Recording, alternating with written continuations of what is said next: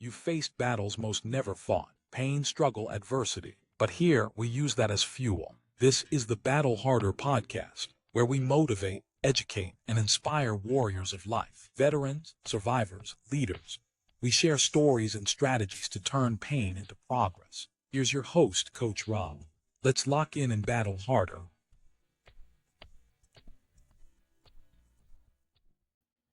What's up, guys? Welcome to the Battle Harder podcast, where I hope to motivate, educate, and inspire you to become the best version of yourself. Today, we're talking to a very special guest. This is going to be a powerful episode here on the Battle Harder podcast. I'm going to sit down with a man whose life took an unexpected turn, and we'll get all into that in his story. It led him in a place of despair, and it ultimately helped him to completely reinvent himself. I'm so happy to have this gentleman to the show, and I'd like to welcome Alfredo here on the Battle Harder podcast. Alfredo, thank you for joining me today. No, thank you, Rob, for inviting me and for this introduction. I do have a story that I think is going to inspire and give some application to life about how to achieve peak performance and fulfill your dreams. I like that. And this is what the Battle Harder podcast is all about, is telling people stories and lifting them up, especially after turmoil. So before we get into the good stuff of the episode, or the meat that I like to say, just give us a little introduction about who you are and what you do. Well, I am from Argentina originally. I came to the state 30 years ago, following who is today my wife. And I came to study philosophy. That was my passion. Mm-hmm. And I got a PhD in philosophy, and I taught philosophy for many years at the university. And while I was in Argentina, I was ordained as a rabbi, a spiritual leader, and I had different congregations here in the States. I did very well. I had prominent, prestigious congregations in Westchester, New York, and I was on top of the world. Coming from Argentina, middle class, I was at the congregation where many of the congregants were CEOs of companies like MetLife, Prime Media. I had half of Wall Street as congregants and top firms, legal firms in Manhattan, and I was on top of the world. I had an office facing Central Park. Wow.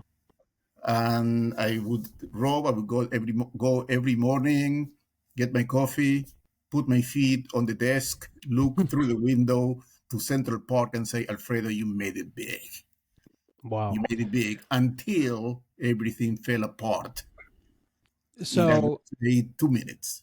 So, you come from Argentina. You build this wonderful life. You're obviously practicing in faith. Being a rabbi has to have a devout faith to your religion, and you're preaching to your congregation, and you're trying to be a leader and a pillar of society. So with all that going on, and like you said, you're on top of the world. So what was the incident that happened? What was the downfall of Alfredo? And let's start talking about that. Well, some people can divide their life between a moment and the life after that moment. And you have basically, like a knife is cutting your life in two. And that happened to me. And that happened on the morning of June 19th, 2013. There is an Alfredo before and after that 10 in the morning on that day when I was arrested. I had been driving through the highways of New York for 2 full months, and a congregant of mine, a retired detective, once pulled me aside and said, Alfredo, Rabbi, I have something special for you. And he gave me one of those shields that policemen give to friends and family. And he said, Alfredo, with this, you will have no problems. Oh, wow. And I was at that point wrongly medicated with an antidepressive, Mm. and I was manic. Wow. Being manic with the wrong medication, Rob, I took that batch and I basically, with the grandeur of mania, I said, I am going to basically bring order to the chaos on the road of New York.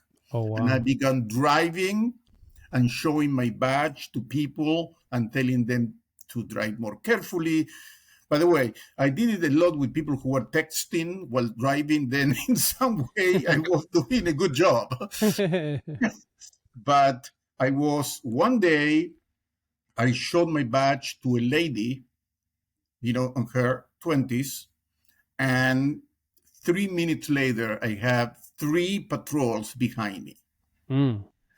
Later, I discovered that that lady was the fiancée of one of the policemen. Oh, wow. And they arrested me. They charged me with impersonating a police officer, which is a very serious offense, a felony. Right, definitely. That ultimately 4 people came out, when they saw, me on TV. And I had 4 cases. And what happened to me, Rob, is that first I was immediately fired from my job. Mm. Then I was hospitalized because I became suicidal. And as I was hospitalized, I was diagnosed bipolar, which I never knew. I was 53 years old and I had no idea until that moment. And my friends turned their back on me. Mm. At that point, I had lectures and seminars scheduled all over the country. They were all canceled. And because I was a prestigious rabbi, the press had a great time with me. They made a circus. Probably drug you through the mud, right? Oh my God, they called me, they baptized me. They baptized the rabbi as the road rage rabbi. Oh, wow. And I was in front page of newspapers from Ireland to Japan. Oh, wow. Now, clearly I was wrong, but I didn't touch anybody. I wasn't violent. I just told people how to drive, but it went viral internationally. And at that point, everything collapsed. I went into deep depression. I was on a couch for 8 months in fetal position, not moving, just darkness, obscurity, and with no sense of time and place, feeling that I had no worth, no future, and basically surviving. So when you were a rabbi in your congregation and you were misdiagnosed initially, did you know you had some form of depression? And if you were kind of on top of the world, do you understand why, or did you figure out initially what was wrong with you mentally before all this incident and stuff happened? Well, I clearly, it's interesting. Once you discover that part of yourself, then what do you do? You begin reading your life backwards.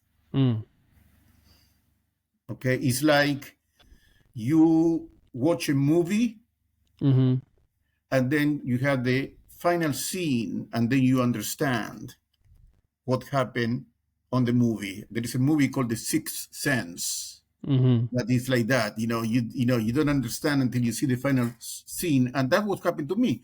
When they diagnosed me with bipolar, I said, "Wow, I get it. I know why this and that and that and that and that," and then it becomes the remorse.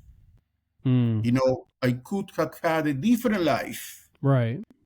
And it takes a lot of willpower and a lot of wisdom in order to make peace with that and say, well, out of this crisis, I am going to come better than before.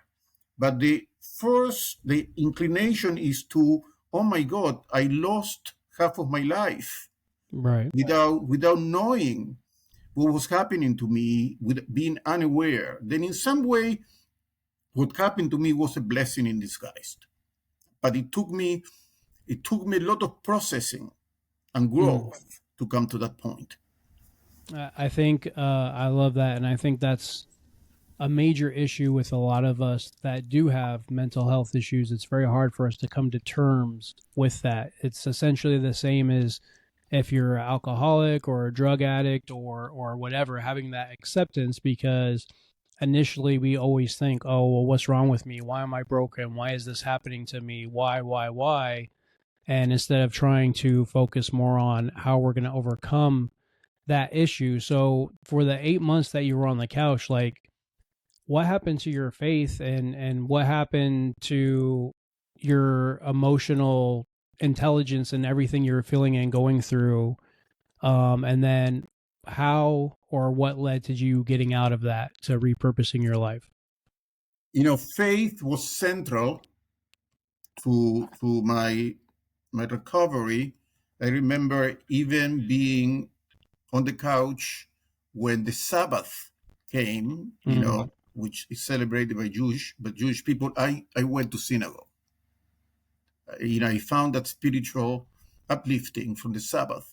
But the crucial moment was one day after 8 months, I felt some energy that pulled me out of the couch and pushed me, literally, to go upstairs to my study. And I tell you, Rob, I do not know how and why, but I went up to my study, straight to my desk, and I found on my desk a file, a folder, a yellow folder, which I have no clue how it got there. And I took it, I opened it, and wow, I saw a test on positive psychology I had taken a few years earlier, and I read my top 5 strengths: creativity, love of learning, curiosity, perseverance, and bravery. Wow. And when I read that, something inside turned on, and I said to myself, you had forgotten, Alfredo, who you are, your true self. And a month later, with depression, with 4 court cases, I enrolled myself back to school Wow. to become a social worker. Wow.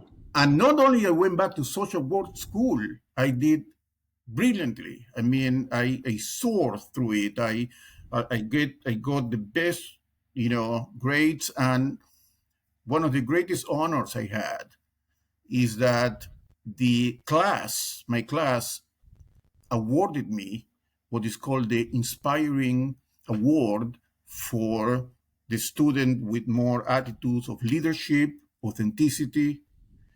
I was, for me, that was better than any academic award. And then I said to myself, wow, I began studying positive psychology, and I learned something that amazed me. 70% of people in America are unaware of their top strengths. Wow. 70%. There is an epidemic of strength blindness. And I said, unexpectedly, from being a rabbi and a professor of philosophy, I said, I need to go out to the world and make sure that as many people as possible are aware of the top strengths. And they are not living a life way below what they can achieve. I agree with that. I like that because, I mean, that's the whole focus of personal development, right? You have one life, one shot. You want to be the best version of yourself. And the goal is to be 1% better every day. with you being in school and focusing on that, how did that help you overcome, or did it help you overcome all the court battles and the stuff you were going through because you were focusing on a goal, a task of getting something done personally for yourself? Well, once you discover and own your top 5 strengths, Mm-hmm. those strengths are the ones that motivate you, energize you, and help you to set and align your goals. Mm. Once I saw my top 3 strengths, which were creativity, love of learning, and curiosity, it was natural for me to go back to school, because that was the greatest application of my strengths in a natural environment of learning, creativity, and curiosity. Mm. And then going back to school activated my strengths, made me feel really myself and be authentic. And then if people know their top 5 strengths, there are 24 in positive psychology. There are 24 strengths like love of learning, creativity, as I mentioned, humor, forgiveness, gratitude, social intelligence, auto-regulation. But prudence, if people know which ones of those 24 are the top 5, and they align their objective to the top strengths, they basically success, peak performance, which is my, what I am an expert on. Peak performance happens naturally, not with effort, happens with pleasure. It's a, but if you do not know your strengths, then you cannot use them consciously, and then basically you are not going to be at your top performance and achieve all you could. So how do people that don't know how to do this, how would they figure this out? Well, I'm going to make it really easy. Okay, there is a methodology. If anybody wants to get it, I will give them to everybody. You just have to text me the word positive. Text me the word positive to this number 33777. Okay, just take your phone now. Okay, those who are listening, take your phone 33777 and type the word positive. And I'm going to send you a chart with the 24 strengths of positive psychology, and 3 simple questions that you are going to answer, and they are going to give you basically a clear picture of what your top 5 are. And then I'm going to give you also 2 or 3 exercises of how to apply them to life and maximize them. Then it's very simple. It's a quest for me in life that everybody should be really achieving their full potential. And we know from science that if somebody just know their top strengths, knowing their capacity for flourishing increases 9 times. Wow. And if somebody applies them, it increases 18 times. Then if you do not know your strengths, you are actually working 9 times below what you could, and you do not apply, then 18 times. Can you imagine? I mean, just what this, could do for you? Then just get in touch with me, 33777 positive, and I send you, a file with how to get your top strength basically in 15 minutes. And we'll put all that in the show notes when this episode airs. So, and that's pretty awesome. And that's the thing that I think people don't usually realize, whether you're in the gym or you're studying. Most people, they just put in the bare minimum effort. They don't do the extra work to figure out how to be at peak performance. And I think we owe it to ourselves to do whatever we can to work at the highest levels, to elevate ourselves up to the highest levels, because we live in a society now that if you're just 1% better than everybody else, you're already ahead of the game, whether it comes to getting a promotion, whether it comes to being recognized for some sort of accolade, what you're doing, whether it's in business. Everybody nowadays just does the bare minimum. And it's pretty awesome that we have you, Alfredo, to show people what their best traits are and how to use that to their advantage. So I appreciate you sharing that with us. And like I said, we'll definitely have that in the show notes. Let's talk a little bit about how, and you kind of spoke on this a little bit, how reclaiming your character, that shifted you from like a victim. I always say, don't be a victim, be a victor. So how did you get that victor mentality? How did you do that? And how do you continue today to be a victor and not a victim? Well, something paradoxical about having bipolar disorder is that I have a clear, a lot of energy. Okay, sometimes too much. Okay, in my case, my bipolar goes more into mania than depression.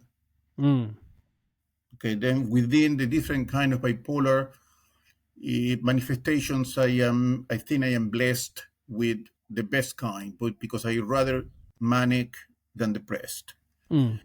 But before I was diagnosed, I achieved so much, Rob. I was a lawyer in Argentina, I have a law degree. I was a PhD in philosophy. I had a rabbinic ordination. I had so many certifications in so many things, but I had no direction. Was kind of energy going all over the place, without focus. Okay, and once I understood my condition, I was able to focus and get direction. Plus, positive psychology and the strength also gave me absolute direction, because I knew what tools to use more naturally in the pursuit of my dreams. I think that the question that is on the back of the mind of most people, although they may not say it or articulate it openly, but is they're wasting their life. You know, while I was on the couch, one of the things I did, I looked constantly on the internet to see what my friends were doing. And they were getting jobs and promotions on positions that I wanted. Comparison is the thief of joy. Yes. Positions I wanted and I could have had because my career was going so well. Then I had this feeling, terrible feeling, that everybody was looking at me on their rear mirror of life. That I was behind everybody and they were running and I was just standing. And I tell you, it eats your soul. And it's not about envy, by the way. I didn't have envy. It was more about me, about how awful I was, you know, or I felt. And the ultimate question is that people have: am I going to be at some point in life where I'm going to look back and be able to answer the question, did I waste my opportunities or not? And I think what positive psychology and strengths do is to make sure that you gave yourself the best shot at answering the question with, yes, I maximized my potential. Maybe I got where I wanted to go. Maybe I didn't. Maybe it went beyond. But I put everything on the table to get where I wanted to go. And I like, I really, really like where you said, once you understood the bipolar, like taking the time to understand, like for me, taking the time to understand my PTSD and my major depressive disorder.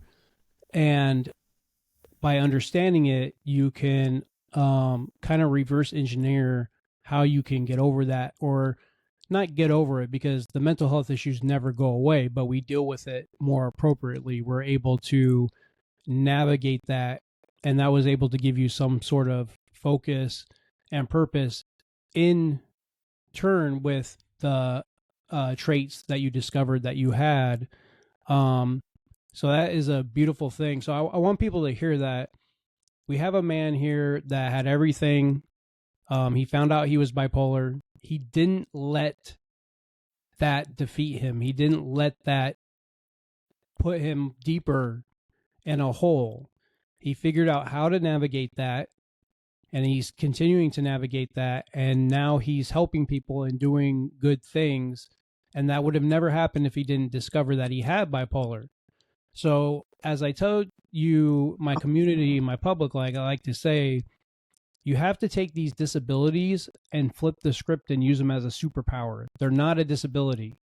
It doesn't make you broken. It doesn't make you a bad person. It doesn't make you weak. If you can be resilient with the gifts that you were given and look at it as a gift, not a curse, that is a superpower, and that makes you more resilient and better than 90% of the people out there. You have to be able to overcome. In the military, we like to say we have to adapt and overcome. It's just another roadblock for you to get over. So let's talk about your powerful message. You talk a little bit of moving from fixing to nourishing. What does that mean to you? Yes, we are. I remember my parents in Argentina used to go, I think, twice a year to my high school to talk with the teachers. How was I doing? And I was a very good student, and I trembled waiting for my parents to come back. Okay, what are the teachers going to say? And every time happens the same thing. They will come in and they will say to me, and my parents loved me, "You did great on everything except for math." Okay, and which I was really terrible at math, but they would focus on what was I had to improve, and they will zoom, and on that, and I will have this such feeling of disappointment, and I think that from childhood we are taught what to overcome in our weaknesses that make us defective, instead of relying and celebrating what is best at you. And that I see it when I work with corporations and managers. It's about performance reviews and how you're not performing well, instead of having a strength culture where people are celebrating what they do best. And then when you celebrate what you do best, actually it's better to increase what you're not doing best, but not the other way around. If you begin with the negative, you never get to the positive. You begin with the positive, you get to the negative. Then we need to move it from a culture of fixing to a culture of nourishing. That what I learned about myself. When I learned that I was bipolar, it wasn't about fixing myself, it was about nourishing myself. Now, I want to tell you also about being a victim. Look, I take care of myself. I go every day to the gym. Okay, I go to therapy every week. I take my medication every day at the same time at 9 p.m. I have a ritual about it. I go to my psychiatrist and I listen to my wife. My wife is an alarm that can detect early signs of me going into mania. Okay, and she will point them to me, and I would listen, which I didn't do before. Okay, then part of not surviving is doing the right things for yourself responsibly. Got the responsibility, and doing everything that science tells you and your doctors tell you, and your family tells you, and being humble about it. That's, that would move you from survival to thriving. Like that, and that's part of the big theories behind personal development. You have to take the totality of the circumstances. You can't just work on one thing. You have to look at the overall picture, and like you said, you have a routine. Routines are important, and structure is important, and scheduling is important to be able to stay on track and to be successful. Otherwise, you just end up all over the place. And I like that how you said you go work out every day, you see your therapist when you're supposed to, you take your medicine, but then you have the support system, and support systems are important. And, my wife, same thing, supports me. And when I start getting a little cuckoo bananas with my mental health issues, she can, help me rein it in and calm it down. And I'm glad you have that overwhelming support in your life right now to help you thrive, not just survive. So before we get into my final question that I like to ask all my guests, I'm just curious, and I know it's been a long time now, how did you move past everything that happened to you that was in the news, that went viral? And are you friends again with any of these people that were in your life, or did you have to completely form new relationships? Well, first of all, Google is a blessing and a curse, because whatever is there remains there. And many times I apply for jobs, lectures, and I know that Google is my worst enemy. And as I do more and more positive things, the bad things begin moving down, disappear, but not completely. Look, the press is the press, and I didn't have a way to get, to mend things with them. They did what they did. But what I can tell you is that with persistence, remember my number 4 and 5 of my strength are perseverance and bravery. Okay, and once I knew about that, I really put them to use. And I don't give up. Perseverance. I don't give up. I wrote a book about mental illness, about what happened to me.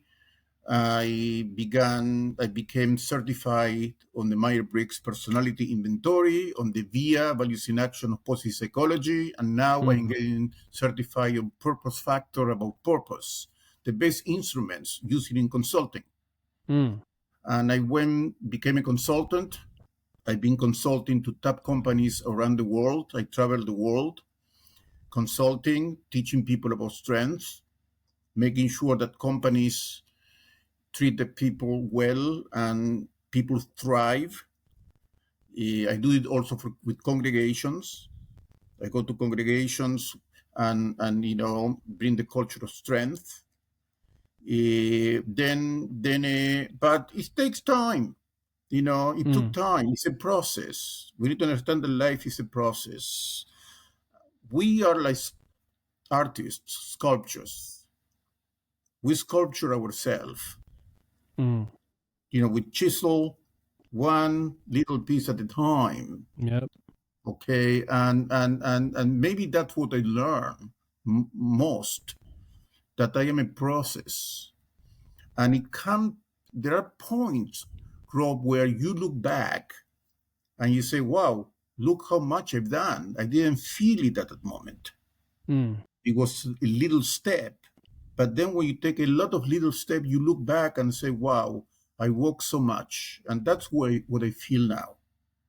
I feel that I have walked a lot, sometimes in the right direction, the wrong direction, but overall, I feel good about myself. That's awesome. And I think so for everybody listening, I hope you guys really listen to Alfredo's words and that it resonates with you. So if you have a past that you're trying to outrun per se, I would say don't outrun it, face it head on. and do more good than bad. Take those steps to every day just be 1% better. That's all it takes is 1%. So if you're 1% better every day, as Alfredo said, you'll start to chisel away at that exterior that was the bad you or the problem you, and you can start to find this amazing piece of art, this sculpture that you can become and mold yourself into the person you need to be. So amazing words, Alfredo. I appreciate that. Before we go, I always like to ask my guests the final question, which is, what is your definition of turning pain into progress? Turning pain into progress, it has to do with the understanding that whatever the situation you are in, there is wisdom. I like to quote on this Viktor Frankl, who wrote Man's Search for Meaning, who was in the concentration camps. He was a psychiatrist. On one thing that he did while being in the worst possible situation, the concentration camp, he said, everything that is happening to me now, he internally was already writing a lecture about how he was going to teach about human inner strength in the future. Okay. Then when you are in the middle of a crisis, it's very difficult to reflect. I understand that. But within a crisis, there are moments of quiet. There are moments of where the storm, quiets down. And the question is not only to feel good about it in terms of, oh, now I have some relief, but the question of what did I learn? What wisdom did I get from this experience is crucial. I feel, after what happened to me, wiser, much wiser. I had so many degrees, but after what happened to me, after the pain comes clarity. Pain can bring you to clarity, and you need to ask yourself questions. What did I learn? How did I grow? And make out of the crisis a learning experience. That's awesome, and I love that. I think you hit it right on the head on the nail. You have to get in the eye of the storm, and we know that in the eye of any storm, that's where it's quietest. And sometimes, like you said, it's not for relief, but you can take that brief second to pause and say, what is really going on? What can I learn from this? How can I overcome this? And when you start to pause and take that brief second, that's what brings clarity. And we know that in all the turmoil and all the uncomfortableness of all the pain and suffering that we go through in life, that you have to go through that to become the ultimate version of yourself. And Alfredo, I think you did that. I think you're doing amazing things. We will have all your information in the description when this airs on YouTube. And I just want to thank you for being a guest on the Battle Harder podcast. Thank you, Rob. I feel at home.